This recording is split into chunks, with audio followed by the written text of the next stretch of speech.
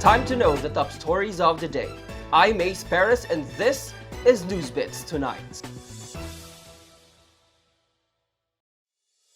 The City Transport and Traffic Management Office has enforced its collection of parking fees in some streets of Davao City starting January 2. Ralph Yemit for the story. The City Transport and Traffic Management Office or CTTMO started to collect parking fees in the streets of San Pedro, Ilustre, Pelayo, Inigo, Villa Abrilie, Monteverde, and Duterte. CTTMO announced in October the effectivity of the public pay parking. CTTMO head Judicial Bude said the parking zone is in pursuant to the City Ordinance number 052-13, an amendment to the Ordinance number 153A series of 1990 or the Comprehensive Transport and Traffic Code of Davao City. Truck and buses will have to pay 100 pesos for the first 2 hours and 20 pesos for succeeding hours, 20 pesos for light vehicles, and 10 pesos for succeeding hours. Motorcycle parking fees is at 5 pesos and 1 peso for succeeding hours, and 2 peso for bicycles and 1 peso for succeeding hours. Paid parking will start at 6 a.m. to 9 p.m. on Mondays to Saturdays. Abude said, despite the early announcement for its implementation, CTTMO is anticipating complaints from vehicle owners. Ang instruction nako is simpre dili tanan driver nga nakabasa, nakadungog o nakatanaw sa social media bahin aning first thing implementation. Kung doon na may mga complaint ato nang dawaton dire sa atong opisina para ma-explain po nato sila. Kung saan sila dili kay kanang enforcer ang atong lesson. 80 personnel assigned at the parking zones were already briefed on what to do in case motorists insist of not paying the parking fee.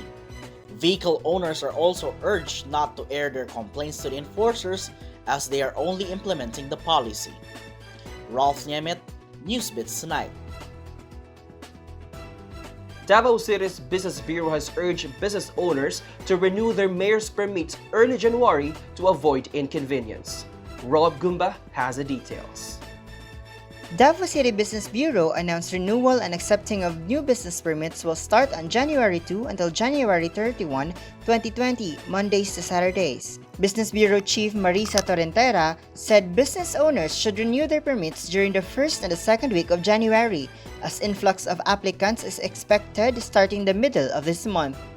Nagainganyo gyud ta nga magpa-renew gyud ta sa kana nga period, and mas naga-encourage ta nga i-process nato sa first week pa lang daan.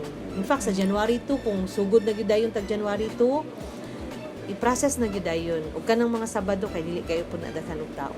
Over 40,000 business establishments are expected to renew their permits this year. She added the Bureau will transact with applicants from 8 a.m. to 8 p.m. Mondays to Fridays and from 8 a.m. to 5 p.m. on Saturdays. Their operation will be extended until 12 midnight on January 31, the deadline of the business permit renewal.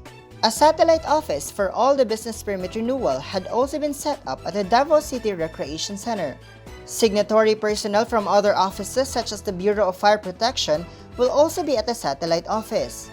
Torrentera, however, clarified new applicants will only be catered at the main office. Rob Gumba, Newsbits Tonight. Davao City has once again recorded 0 firecracker-related injuries for 10th straight New Year celebration since 2010. Ralph Yemit for the details.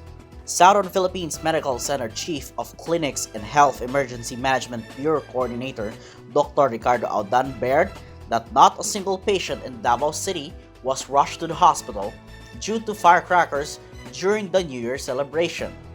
He added that Davao City maintained 0 firecracker-related injuries for over a decade. He said the patients they received in previous years came from neighboring cities like Samal and Digos. Audan said firecracker ban ordinance, which was passed in 2002, has largely contributed to 0 casualty. Individuals caught manufacturing, selling, distributing, or using prohibited firecrackers are fined between 20,000 pesos and 30,000 pesos and or face imprisonment up to 1 year.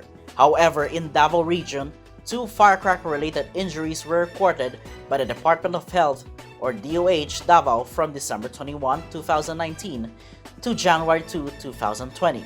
This is lower compared to the 7 cases from December 21, 2018 to January 5, 2019.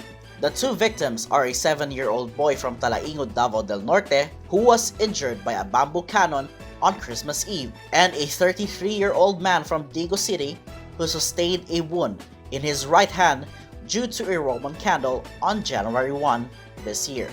Meanwhile, 2 men were apprehended for using improvised cannons on New Year's Eve. They were Daniel Clarito Carbajal, who is 18 years old, and Renel Saging Labrador, 19 years old. Both were residents in Purok 1, Barangay Tugbok proper in Davao City. They are now temporarily detained at Tugbok Police Station while pertinent papers are prepared for filing of cases. Ralph Yemet, Newsbits Tonight.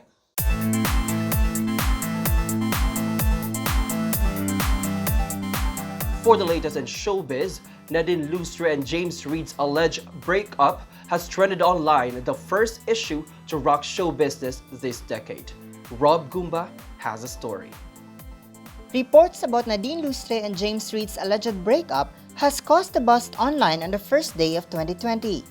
In a report from PEP, the couple decided to take separate ways due to irreconcilable differences. This was supported by Lustre's photos on Instagram with cryptic messages. Nadine's latest photo on Instagram was captioned, "For good reason, lost all of my love." Those who believe in the breakup also pointed out that they haven't had photos together since Halloween of 2019. But fans were quick to dismiss the issue, stating Jadine celebrated Christmas and New Year's Eve together, as shown in some of the posts of their close friends. James and Nadine, who admitted to living together last 2018, have yet to address the issue. Rob Gumba, Newsbits Tonight. To check more stories, visit our website www.sunstar.com.ph/Davao, subscribe on our YouTube channel, and follow our social media accounts on Facebook, Instagram, and Twitter.